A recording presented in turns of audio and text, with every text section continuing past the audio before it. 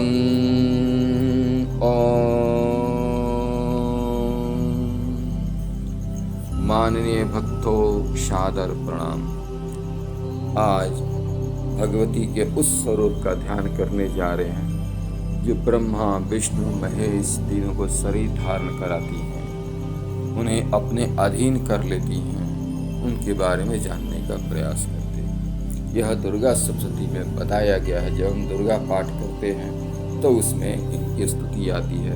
यह स्तुति स्वयं ब्रह्मा जी करते हैं और वो भी अपने आप को ये बताते हैं, मैं स्तुति करने में असमर्थ हूँ। उस समय की बात है जब सृष्टि महाप्रलय निमग्न हो चुकी थी। सर्वत्र जल ही जल था।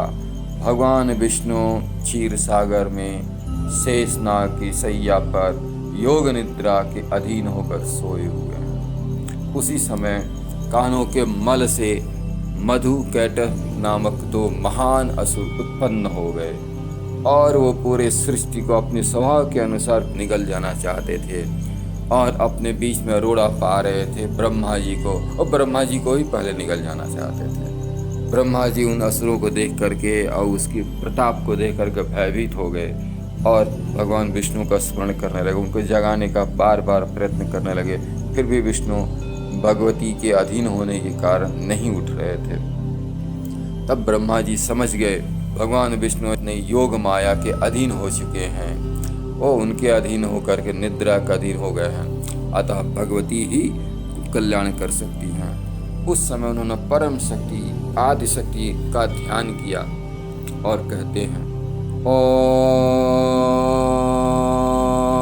विश्वेश्वरीं जगद्धात्रीं स्थिति संहार कारिणीं निद्रां भगवतीं विष्णुरतुलां तेज प्रभो। जो विश्व की अधीश्वरी, जगत को धारण करने वाली, संसार का पालन और संहार करने वाली तेजस स्वरूप भगवान विष्णु की अनुपम शक्ति है, उन भगवती निद्रा देवी की भगवान ब्रह्मा स्तुति करने लगे। ब्रह्मा जी कहते हैं, ब्रह्मोवाच त्वं स्वाहा त्वं स्वधा त्वं हि वषट्कारः स्वरात्मिका सुधा तमक्षरे नित्ये त्रिधा मात्रात्मिका स्थिता अर्धमात्रा स्थिता नित्या यानुच्चार्य विशेषतः तमेव संध्या सावित्री तम देवी जननी परा। हे देवी, तुम ही स्वाहा, तुम ही स्वधा, तुम ही वषट्कार हो, स्वर भी तुम्हारे ही स्वरूप हैं। तुम ही जीवनदायिनी सुधा हो। नित्य अक्षर प्रणव में अकार उकार मकार इन तीन मात्राओं के स्वरूप में तुम ही विराजमान हो। इन मात्राओं के अतिरिक्त जो बिंदु रूपा नित्य अर्ध मात्रा है, जिसका विशेष रूप से उच्चारण नहीं किया जा सकता, वह भी तुम ही हो। हे देवी, तुम ही संध्या सावित्री तथा परम जननी हो। त्वयि एतत् धार्यते विश्वम्, त्वयि एतत् सृजते जगता, त्वयि एतत् पाल्यते देवी, त्वं मत्सन्ते च सर्वदा। हे देवी, तुम ही इस विश्व ब्रह्मांड को धारण करती हो, तुमसे ही इस जगत की सृष्टि होती है, तुम ही से ही इसका पालन होता है और सदा तुम ही कल्प के अंत में सबको अपना ग्रास बना लेती हो। विसृष्टौ सृष्टि रूपा तुम स्थिति रूपा च पालने तथा संधृति रूपान्ते जगत जगन्नमये। हे जगन्नमयी देवी, इस जगत की उत्पत्ति के समय तुम सृष्टि रूपा हो, पालन में स्थिति रूपा हो तथा कल्पांत के समय संहार करने वाली हो। महाविद्या महामाया महामेधा महास्मृति महामोहा च भवती महादेवी महासुरी। तुम ही महाविद्या महामाया महामेधा महास्मृति महामोहा मोह रूपा महादेवी और महासुरी तुम ही हो। प्रकृतिस्त्वं च सर्वस्य गुणत्रय विभावनी कालरात्रि महारात्रि मोहरात्रिश्च दारुणा। तुम ही तीनों गुणों को उत्पन्न करने वाली सबकी प्रकृति हो। भयंकर कालरात्रि महारात्रि और मोहरात्रि भी तुम ही हो। त्वं श्रीस्त्वं ईश्वरी त्वं हरिस्त्वं बुद्धिबोधलक्षणा लज्जा पुष्टिस्तथा तुष्टिस्त्वं शांति क्षांतिरेव च। तुम ही श्री, तुम ही ईश्वरी, तुम ही ह्रीं, तुम ही बोधस्वरूपा बुद्धि हो। लज्जा पुष्टि तुष्टि शांति और क्षमा भी तुम ही हो। खड़ग्नि शूलिनी घोरा गदिनी चक्रिणी तथा शंखिनी चापणी बाण भुसंडी परिघायुधा। तुम खड़ग धारिणी, शूल धारिणी, घोर रूपा तथा गदा, चक्र, शंख और धनुष धारण करने वाली हो। बाण, भुसंडी और परि ये तुम्हारे ही अस्त्र हैं। सौम्या सौम्यतरा शेष सौम्य अतिव सुंदरी परापराणां परमां त्वमेव परमेश्वरी। तुम सौम्य और सौम्यतर हो। इतना ही नहीं, जितने भी सौम्य एवं सुंदर पदार्थ हैं उन सब की अपेक्षा तुम अत्यधिक सुंदरी हो। पर और अपर सबसे परे रहने वाली परमेश्वरी तुम ही हो। यच्च किंचित क्वचित अस्तु सत असत्वाखिलात्मके तस्य सर्वस्य या शक्ति सा तम किंस्ते से तदा। सर्वस्वरूपे देवी, तुम कहीं भी सत असत रूप जो कुछ वस्तुएं हैं उन सब की जो शक्ति है वह तुम ही हो।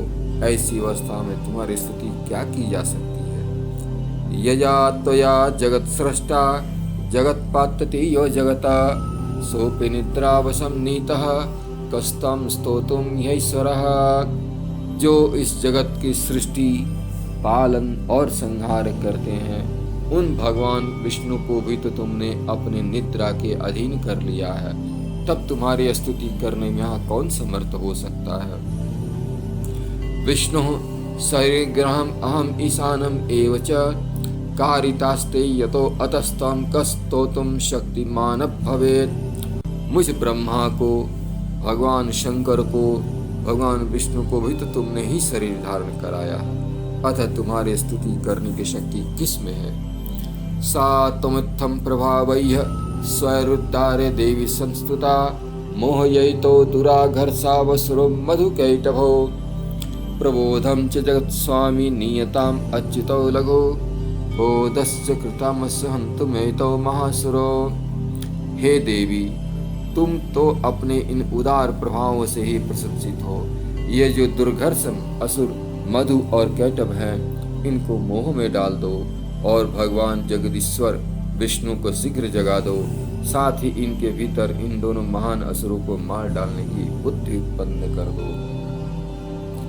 इस प्रकार ये तंत्रोक्त रात्रि सूक्तम है। माननीय भक्तों, जिस स्तुति के बारे में हमने आपसे बात किया वो दुर्गा सप्तमी में बताया गया है। इसको तंत्रोक्त रात्रि सूक्त कहा जाता है। इसकी बड़ी महिमा है, इसकी महिमा अपार है।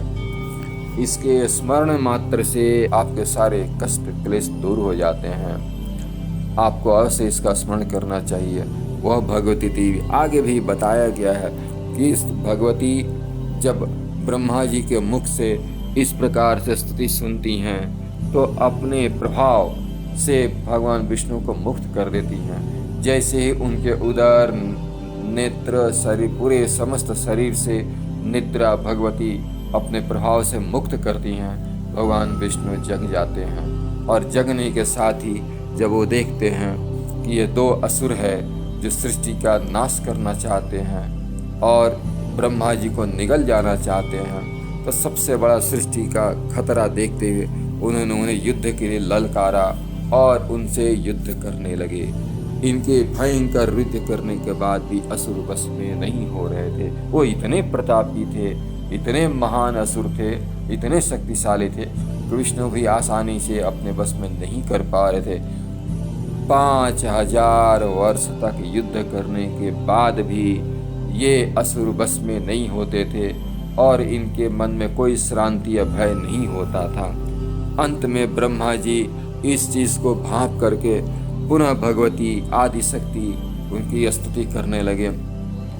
हे माता, तुम ही इनकी बुद्धि को फेरो, तुम ही इसका उपाय करो। तब भगवती आदि शक्ति, परम शक्ति, पराशक्ति उन भगवती ने इन असुरों को मोह में डाल दिया। और जैसे ही मोह में डाला गया, ये असुर भगवान विष्णु से कहने लगे कि हे विष्णु, तुम बड़े प्रतापी हो, बड़े ही शक्तिशाली हो, बड़े पराक्रमी हो, हम दोनों भाई तुमसे प्रसन्न हैं, वर मांगो, जो भी वर मांगते हो मैं तुम्हें दूंगा। भगवान विष्णु को समझते देर न लगी कि ये महामाया के द्वारा चले गए हैं, अन्यथा ऐसी मूर्खतापूर्ण बात कौन कर सकता है। भगवान विष्णु ने कहा कि हाँ, यदि तुम मुझे वर ही देना चाहते हो तो मेरे हाथों मारे जाओ, मैं ठगा गया हूँ। जैसे इस बात को दोनों असुर समझे, अब वो क्या कर सकते थे, वचन तो हार चुके थे। उस समय आज की स्थिति नहीं थी कि बोले या तुरंत बदल गए, उलट गए, नहीं। असुर थे, बावजूद उसकी उम्मीद इतनी थी कि वचन दिया तो उसका पालन करना है। जब उन्होंने विचार किया कि सर्वत्र यहाँ जल ही जल है, ये महाप्रलय का समय है, तब उन्होंने अपना शर्त रखा कि हे विष्णु, तुम मेरा वध वहीं करो जहाँ जल नहीं हो, जहाँ सूखा हो, जल नहीं हो, वहीं मेरा वध करो। तब भगवान विष्णु ने तथास्तु ऐसा कहकर अपने शरीर को विराट बनाया और अपने जंघा पर इन दोनों असुरों को स्थित करके उस सूखे स्थान पर मधु अकटक दोनों का वध किया। इस प्रकार आदि शक्ति भगवती की कृपा से, उनकी माया से ही इन असुरों का वध हुआ। इसलिए और हम भगवती का स्मरण करते हैं। इस प्रकार ओम इति तंत्रोक्त रात्रि सूक्तम यदुक्तम यद स्मृतम तत्सर्वं अंबिकायै समर्पयामि। इस प्रकार यह तंत्रोक्त रात्रि सूक्त है। जितना भी मुझे स्मरण हुआ, जितना भी समझ में आया, वो मैं आदि शक्ति पराशक्ति भगवती अंबिका को समर्पित करता हूँ। ओम